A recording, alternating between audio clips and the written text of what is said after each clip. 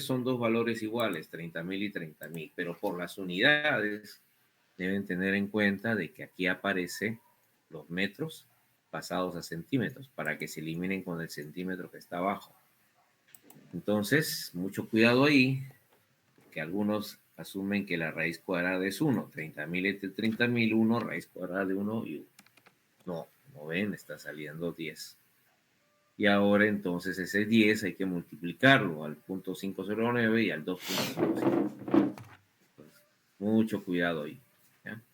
Perdón, y al 1.604. Entonces aquí ya los estamos multiplicando por 10 y ya tenemos las frecuencias correctas para cada forma de modo. ¿Hasta ahí alguna consulta? ¿Se entendió?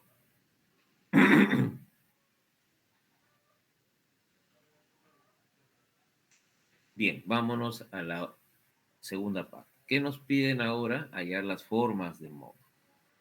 Entonces, para ello, según como se ha explicado en la clase, pues, esta primera fila, la matriz que hemos desarrollado, la multiplicamos ahora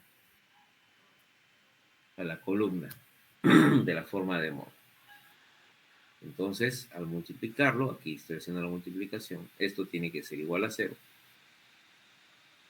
Y lo que he hecho es despejar la forma de modo del nivel 2, el valor de la amplitud nodal relativa del, del nivel 2, lo estoy poniendo en función del nivel 1, phi sub 1, y todo lo demás que ya se conoce, la rigidez, la masa y la frecuencia. Y ahora lo que hago es darle a este phi 1,1, darle el valor de la unidad, porque siempre el primer piso le damos el valor de la unidad, para que luego me salga la respuesta proporcional en el segundo piso. Eso lo obtenemos entonces reemplazando aquí el valor de la rigidez, masa, frecuencia. Aquí reemplazamos 1, el phi sub 1 va a ser 1. Reemplazamos la frecuencia que corresponde para la primera forma de modo, y aquí estoy haciendo el reemplazo en esta expresión literal. Aquí estoy haciendo el reemplazo, cuidado con las unidades, y finalmente obtenemos que el segundo piso va a tener un movimiento relativo con respecto al primero de 4.481. Y esa sería entonces la respuesta para la primera forma de modo. Y repetimos para la segunda forma de modo. Nuevamente utilizamos la frecuencia que hemos obtenido para la segunda forma de modo, que es al cuadrado. Le damos al primer valor, perdón, al primer nivel el valor de la unidad. Volvemos a reemplazar los valores. Aquí el omega que hay que reemplazar ahora, pues es el que corresponde a la segunda forma de modo. Y obtengo entonces que la amplitud nodal relativa en el segundo piso es 0.145. El negativo está correcto. ¿Por qué? Porque es la segunda forma de vibrar. El segundo piso va a ir en sentido opuesto al primero. Eso significa el negativo. Y por último, la pregunta que nos hicieron, ¿no? ¿Con qué valores de frecuencia natural del suelo no se provocaría resonancia? Entonces, nos han salido estas frecuencias. Entonces, si no quiero la resonancia, sería cualquier valor menos estas frecuencias que hemos obtenido. Eso sería todo. ¿Alguna consulta? ¿Quedó claro la explicación?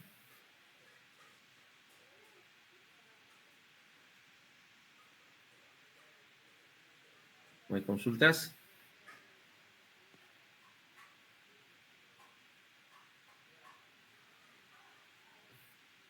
Ingeniero, buenos días. Dígame. Cuando dijo que el segundo piso tiene ¿cómo dijo? Un movimiento Relativo. relativo respecto del primer piso, o sea, Sí, no es porque al no primero es le del, estamos poniendo 1. Por eso es al primero le porque, estamos poniendo la unidad. es porque el primer piso es de una unidad, ¿no? Es porque Porque, le ponemos nosotros una unidad. No estamos hallando desplazamientos, como indiqué. Lo que estamos hallando son las proporcionalidades de la respuesta del desplazamiento que va a tener la edificación. Ah, ya. Entonces, pero si no fuera una unidad, ya no se diría lo mismo, sino No. sería... Por ejemplo, hay libros donde no le ponen uno al primer piso, sino le ponen uno al segundo piso. Y despejas el primero y va a salir al revés de lo que estamos haciendo, ¿no?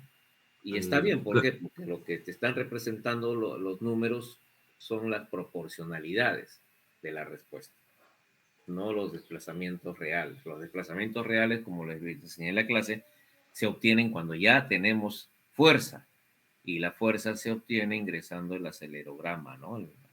Ingresando un movimiento del suelo, ¿no? Ah, ya.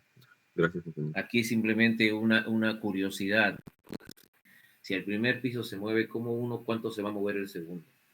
¿No? ¿Cómo así? ¿Con qué proporcionalidad va a tener esa respuesta? ¿No? Eso es lo que nos estamos preguntando y respondiendo, ¿no? Y hay que tener bien claro de que si se dan cuenta, si son muy acuciosos, detallistas, todo ha dependido de los valores que hemos dado de rigidez y masa.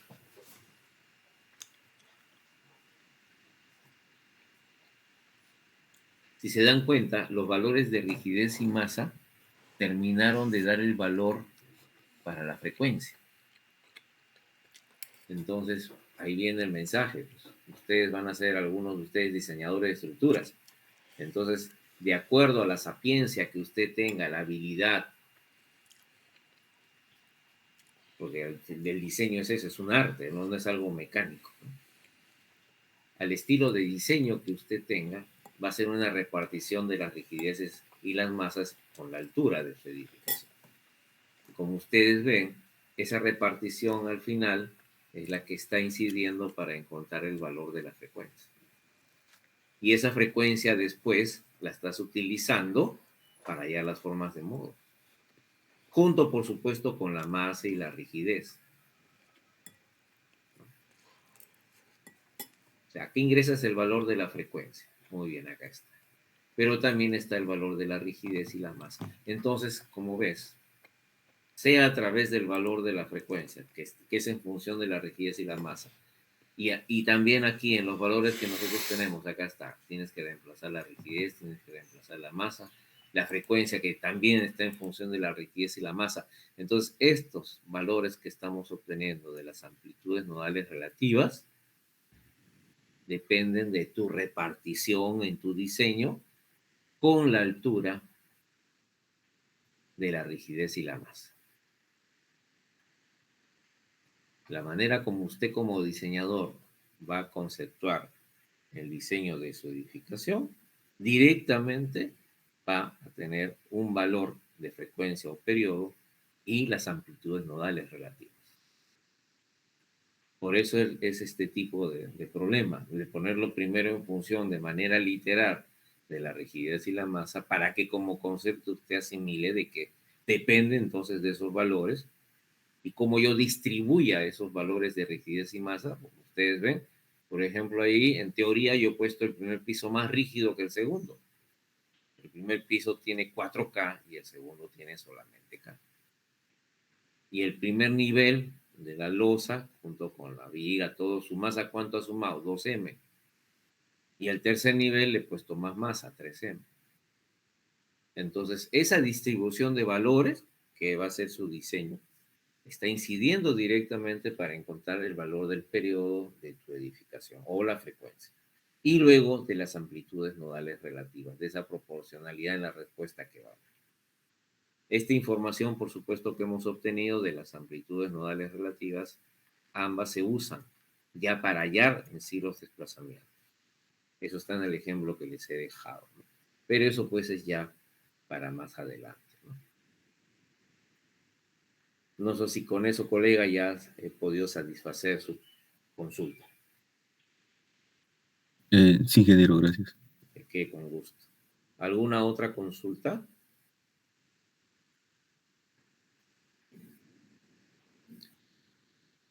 Bien, señores, entonces nos faltaría hacer las preguntas 3 y 4, ¿ya?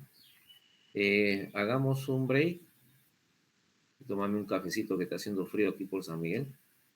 Entonces, son 8:51, regresamos a las 9, ¿ya? Y hacemos las últimas dos preguntas del examen.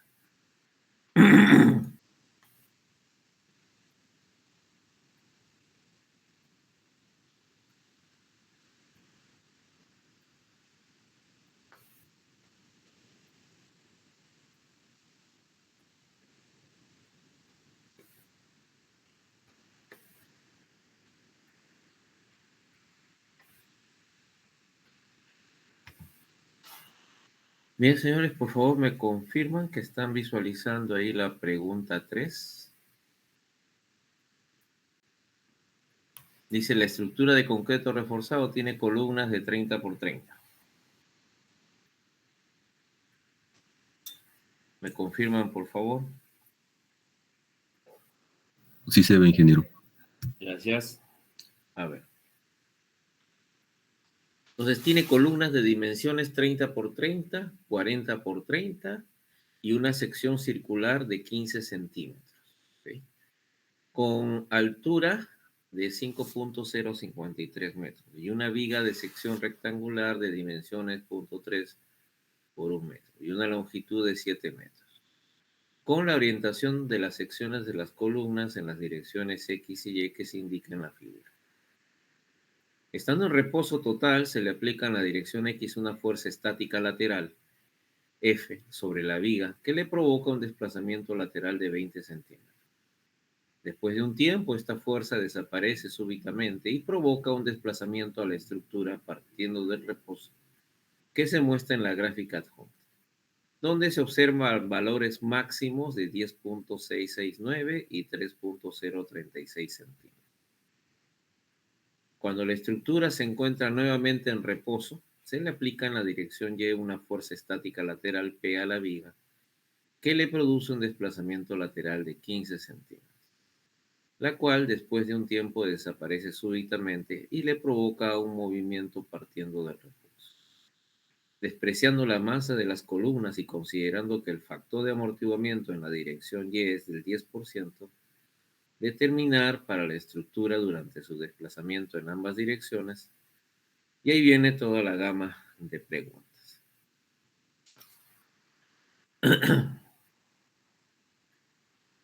Entonces, primero encontrar el factor de amortiguamiento en la dirección X, ya que en la Y ya nos están dando. Luego la rigidez de la estructura en ambas direcciones, X y Y. Periodo y frecuencias de oscilación lateral sin y con amortiguamiento en las direcciones X y Y. La constante C de amortiguamiento en la dirección X.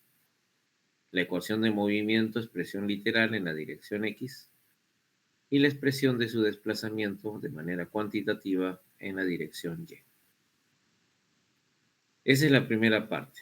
Luego viene la parte sísmica. Eso lo podemos leer después. Avancemos entonces con lo que va a ser la primera parte, que con la gráfica que están viendo ahí es una vibración libre. Una vibración libre que parte de un desplazamiento de 20 centímetros, tanto como lo dice en el texto, como también está en la gráfica. Ahí pueden ver ustedes en la gráfica el valor de 20. Bien, como ustedes están visualizando, se coloca entonces ahí los ejes del movimiento X y Y. En la única figura que hay que concentrarnos con mayor detalle es en la central, ¿no? La sección central de la columna, ya que es una sección rectangular y eso pues obliga a considerar inercias centroidales diferentes, ¿no? Para la dirección X del movimiento y la dirección Y del movimiento. Las otras dos columnas, la cuadrada de 30 por 30 y la circular que es de radio 15, pues no va a haber problema ya que van a tener una sola inercia centroidal en ambas direcciones. Entonces ahí era el detalle que tenían pues que tener al momento de rendir el examen, ¿no? Solamente concentrarse en encontrar las inercias centroidales en cada dirección del movimiento del pórtico en la eh, columna del centro, nada más. La otra, se halla una sola inercia centroidal y esa es válida en cualquier dirección.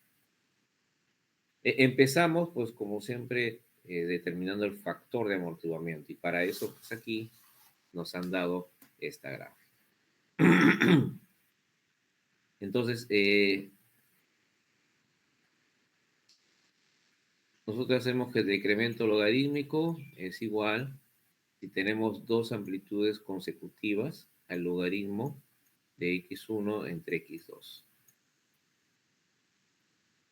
Pero si no tenemos dos consecutivas, podemos utilizar la relación 1 entre n por el logaritmo de la primera oscilación que nos dan entre la última. Y una vez que conocemos, lo igualamos a 2pi por el factor de amortiguamiento. Es decir, este factor de amortiguamiento es el que despejamos y obtenemos entonces con la relación del decremento logarítmico. ¿Cuál de estas dos expresiones que he puesto es la que tenemos que usar? Pues cualquiera de las dos. Yo puedo usar dos consecutivas, 20 y 10.669. O podría usar no consecutivas, considerando el número de oscilaciones. Podría ser 20 con 3.036 o 10 con 10.669 con 3.036. Con cualquiera de los dos me va a salir lo mismo. Y usamos este de aquí, el de 20 y 3.036, contar el número de oscilaciones. Una oscilación, dos oscilaciones, tendría que ser tres oscilaciones. Si más bien utilizamos 10.669 y 3.036, tendríamos que considerar primero una oscilación y luego dos oscilaciones. Esa sería la variación del n en los casos en que escoja uno u otro de las expresiones. Pero con cualquiera de las dos, si se dan cuenta, se hallaba la respuesta.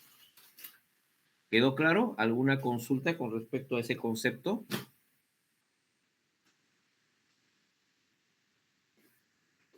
Bien, entonces vamos al solucionario.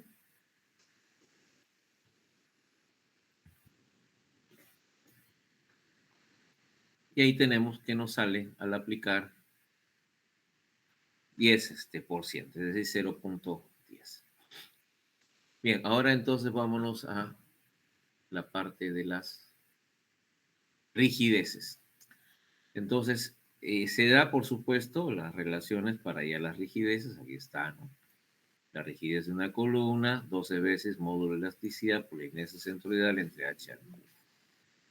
Entonces, como indiqué, solamente nos preocupamos de la sección rectangular, ya que al aplicar esa relación, sea para el de 30 o para el de 15, radio de 15, nos va a salir una sola inercia para cualquier dirección.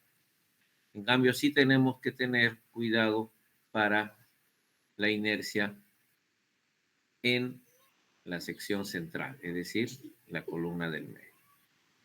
Entonces, si el sismo viene, como indicamos, ¿no?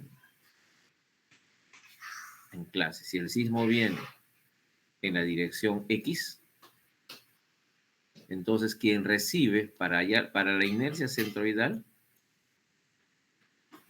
quien recibe el sismo va a ser 30. Entonces, 30 por el otro lado, 40 al cubo,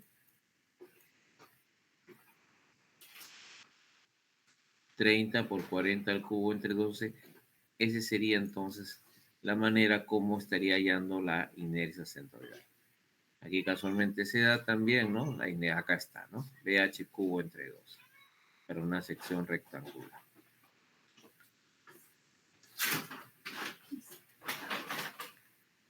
Entonces, ¿quién ha recibido el sismo? 30, entonces 40 va a ser el cubo entre 12. Esta es la inercia que yo tengo que usar cuando voy a considerar la rigidez en X.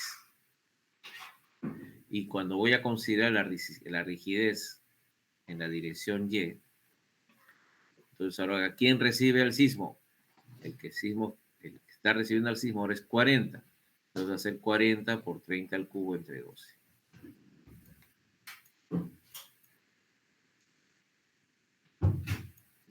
30 al cubo entre 12.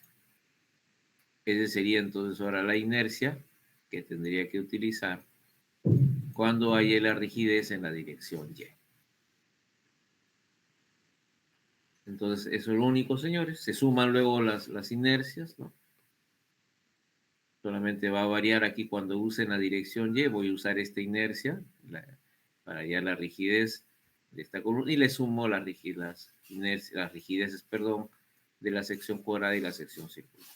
Y esas mismas las sumamos cuando hacemos para la dirección X con la rigidez que hemos obtenido usando la inercia centroidal de 30 por 40 al cubo.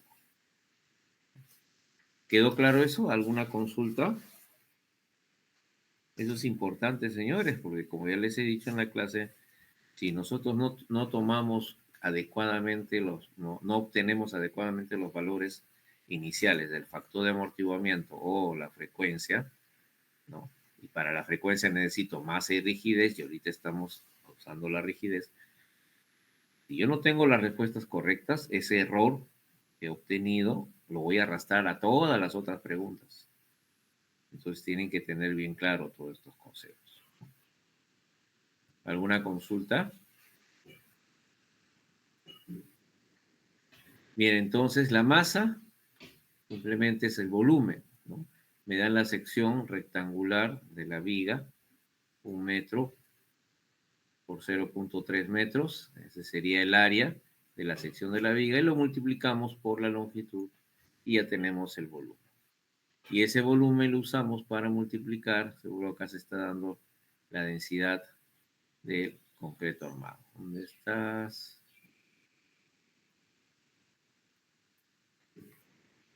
Acá está.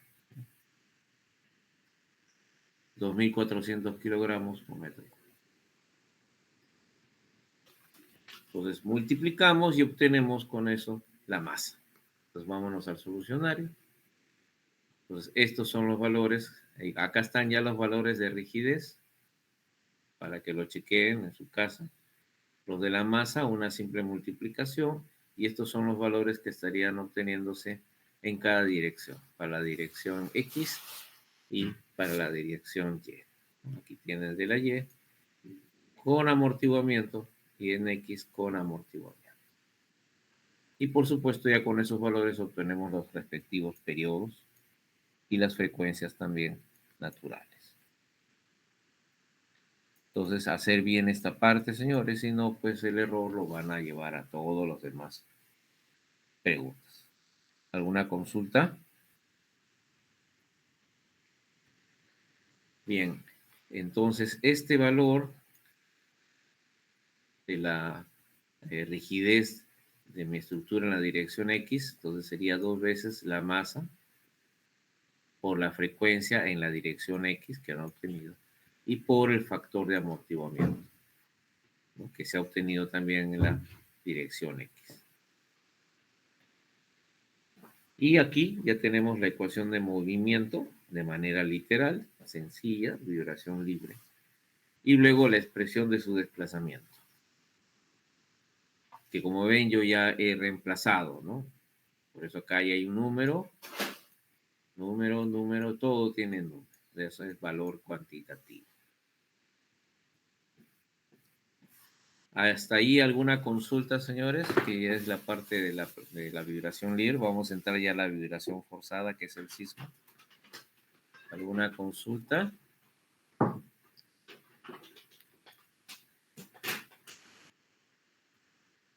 Bien, entonces vámonos ya a la segunda parte. La segunda parte dice, cuando la estructura se encuentra en reposo ocurre un sismo, que produce un movimiento del suelo en la dirección X, cuya velocidad es a sub 0 por el seno omega mayúscula por t entre la frecuencia. Y esa frecuencia está en radianes por segundo, y es la frecuencia de movimiento del suelo. El tiempo está en segundos, y a sub 0 que nos dan es el desplazamiento, ¿no? Se pide determinar durante su movimiento sísmico la ecuación de movimiento, nuevamente expresión literal, la expresión de su desplazamiento literal en el estado estacionario. Luego nos indican si el sismo produjo resonancia al pórtico y su desplazamiento máximo en el estado estacionario fue 6 centímetros, ¿cuál es el valor de la aceleración máxima del suelo? A sub 0. Es este IMO a sub 0 que está acá. Sino que va cambiando de unidades nada más. Y el valor de la frecuencia natural del suelo en resonancia. Y por último, el factor de amplificación dinámica en resonancia.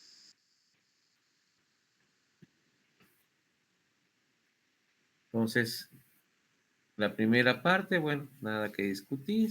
La expresión general, esta expresión literal, cuando hay un sismo de la ecuación de movimiento. El sismo que nos han dado, A sub 0 por el coseno omega mayúscula. Pero ojo, para llegar a esa expresión, no se olviden que tienen que derivar, porque están dando la velocidad del suelo. Entonces, con una derivada, esta función seno se convierte en coseno. Y esa es entonces ya la aceleración. Ahora les piden que se proponga la solución, lo que hemos llamado solución particular, el estado estacionario. Es la expresión de su desplazamiento en el estado estacionario. Entonces, para eso hemos propuesto como solución particular E sub 1 por el seno de omega mayúscula por t más E sub 2 por el coseno omega mayúscula por t. Ya saben, lo hemos hecho en clase. Entonces, esa es la solución particular. Y haciendo los reemplazos y los despejes respectivos es que se llega a esta expresión para nuestra solución particular en el estado estacionario. Se llega así primero, como ven, en forma literal. Luego ya aplicamos los valores que nos dan, que corresponden pues a que nos dicen que está en resonancia. Entonces, si está en resonancia, por teoría, tanto la frecuencia, el valor de la frecuencia del movimiento del suelo, omega mayúscula, coincide con el valor de la frecuencia en vibración libre del sistema. Y en este caso, nosotros ya lo habíamos hallado, esa vibración, la frecuencia en vibración libre, 31.406 radianes por segundo.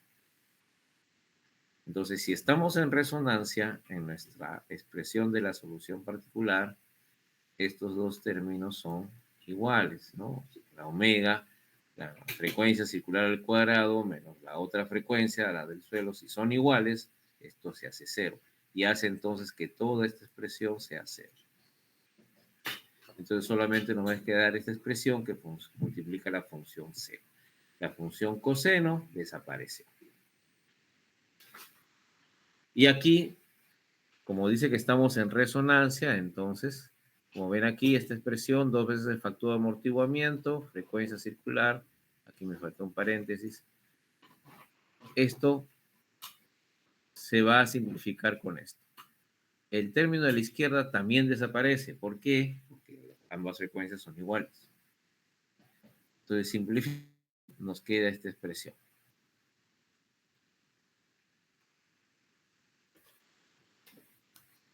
Y esa es entonces la respuesta como solución particular. Ahora hay que encontrar el máximo. Y el máximo va a ser cuando la función seno valga 1. Es por eso que queda este coeficiente y este es igual a 6 según el dato del problema.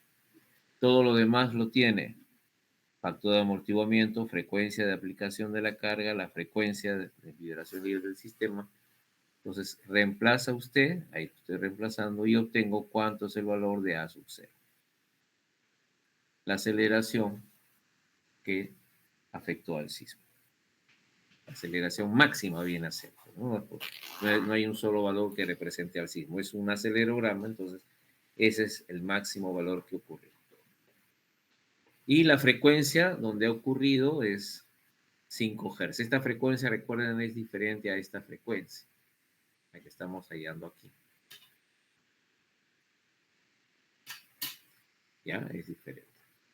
Entonces, La frecuencia que sale del suelo, esa frecuencia la convertimos a frecuencia natural, 5 Hz.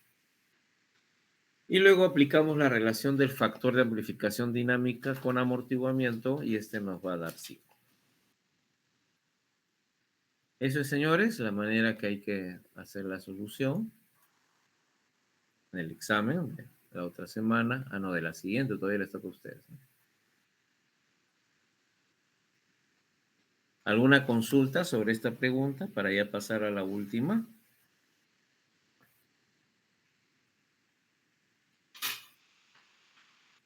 Entonces, si no hay consultas, pasemos a la última pregunta,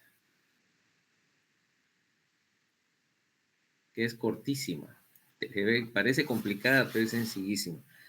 Dice, sabiendo que el tanque elevado de concreto armado pesa 1000 kilonewtons cuando está vacío y 2500 kilonewtons cuando está lleno, ¿con cuál de las tres alternativas que se muestran para la sección del fuste AA se tendría una igual frecuencia circular de oscilación lateral de 11 radianes por segundo en cualquier dirección? Y determinar el espesor T de cada una de las secciones que se propone para el fuste. Considerar, y nos dan la expresión de la rigidez para el tanque elevado, 3 veces el módulo de elasticidad, inercia centroidal entre H al Q. Y nos dan el valor del módulo de elasticidad y también la altura. Nos ponen también las secciones, cómo determinarlas, ¿no? Pi r a la cuarta para una circular entre 4 y BH cubo entre 12 para la rectangular. Bien, señores. La altura, como ven aquí, 25 metros. Es decir, nos dan todos los valores que necesitamos. Por descartes, como nos están diciendo, de que tiene que tener una frecuencia circular de 11 radianes por segundo en cualquier dirección, esta sección rectangular no cumple. Porque esta sección rectangular tendría dos rigideces diferentes, uno en cada lado, uno para cada dirección del movimiento. Es por eso entonces que descartamos esta sección para el análisis. Y las únicas que no quedarían serían la circular y la cuadrada, que hacen cumplir la condición, ¿no?, que en cualquier dirección su inercia sería una sola. Entonces vamos a la solución. Como ven, cortísima. Es puro concepto. Entonces, nos dan la expresión de cómo hallar la rigidez del fuste de esta zona. Esa es la que se deforma durante el desplazamiento. Entonces lo podemos hallar de esa expresión, o también yo podría, de la expresión que tenemos del periodo, elevamos al cuadrado, despejamos la rigidez lateral, y esa rigidez entonces nos está quedando en función de la masa y el periodo. Esta expresión sería igual a las que nos han dado aquí. Obligatoriamente tienen que ser iguales. Y eso es lo que estoy haciendo aquí. Hago la igualdad. Y al hacer la igualdad, puedo despejar la inercia centroidal. Miren el detalle que pongo de unidades y me queda finalmente el valor de la inercia centroidal. Con esa inercia centroidal debo yo entonces encontrar el espesor T para si uso una sección circular o si uso una sección cuadrada. A ver, si regresamos al examen, el examen dice determinar el espesor T, ¿no? Y hay que seleccionar la que tendría igual frecuencia en cualquier dirección. Entonces, usted tenía en el examen solamente tenía que elegir una de las dos, con cuál se queda. O sea, descartamos la rectangular, no la usa. Entonces, yo decido usar la circular y otro colega decide usar la cuadrada. No hay problema, porque ambas cumplen. Entonces, si bien en el solucionario yo he puesto los dos, no significa que hay que hacer los dos, ¿no? Acá estoy hallando el t para la sección circular y aquí para la sección cuadrada. Entonces, como ven, es una simple resta de los conceptos, ¿no?, que tenemos. Perdón, señores.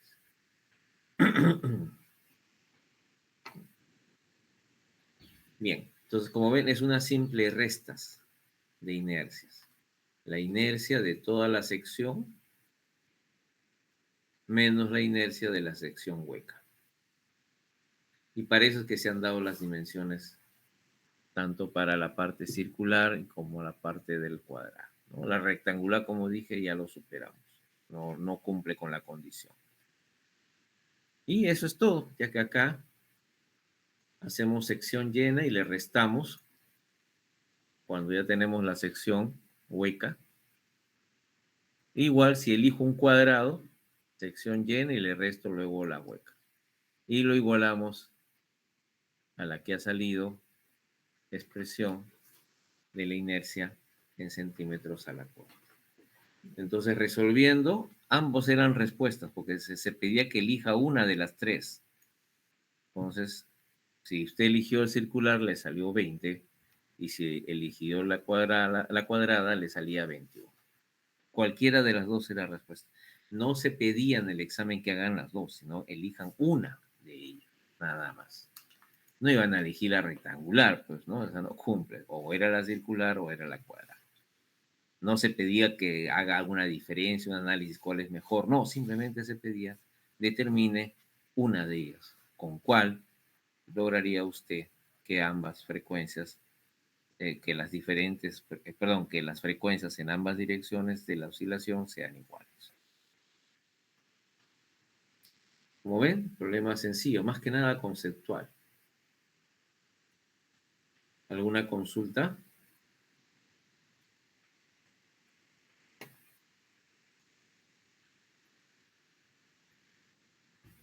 Todo claro. Muchas gracias.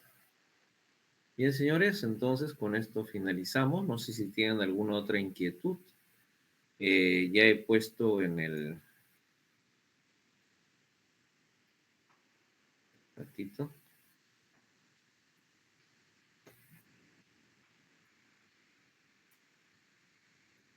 Uy, creo que cerré el... Ah, no, acá está. Pensé que había cerrado. Ya he puesto en el aula virtual el solucionario de la práctica, ya, la última, la 8. ¿Ok? Y ya con eso complementan pues lo de los exámenes también que hemos estado resolviendo. No sé si tienen alguna consulta. Bien, les agradezco entonces su asistencia. A las 10 estaría empezando para la otra sección.